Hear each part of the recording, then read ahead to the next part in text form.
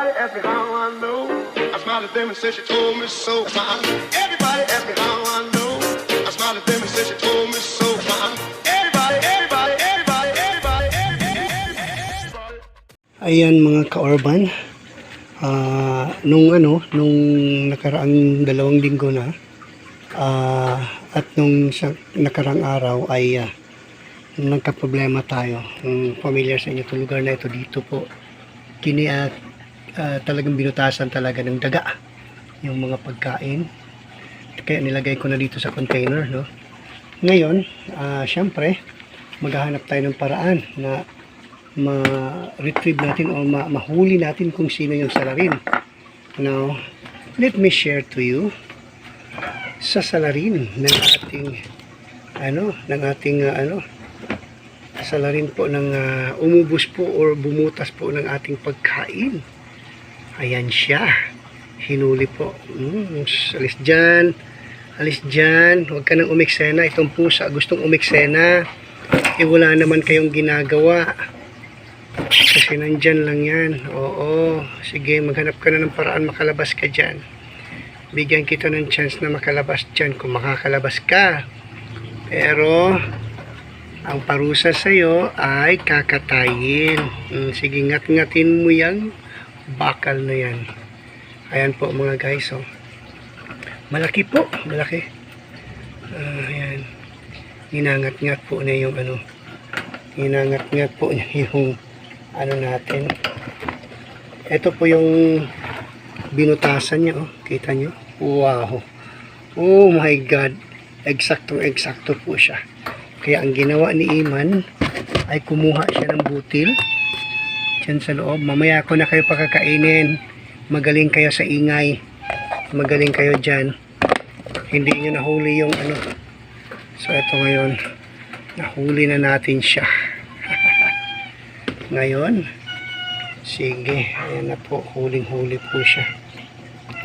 So, anong gagawin natin dito mga guys? Siyempre, kakatayin natin ito. Kasi, nagsalot ito sa talagang binubutas niya. Itong container na ito, pagkain yan. Napilitan kaming ilagay dyan. Ito rin, napilitan ako ilagay. Yung isa naman nandun, piyatungan ko na lang ng para hindi na sila makakalusot.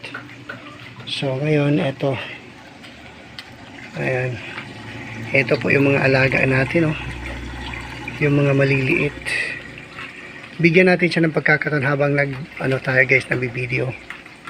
Ito ngayon, hindi ko siya napansin kanina, may biglang bagsak. Nandyan sila, oh. Nandyan yung mga hito natin. Wow. Ayan po sila. Sila po ang pinag-iimbaka natin ng pagkain. Kaya mga pagkain na nandyan. So, yan po. Lilinisin ko kasi ngayon itong strainer niya. Yung strainer niya, lilinisin ko yan ngayon.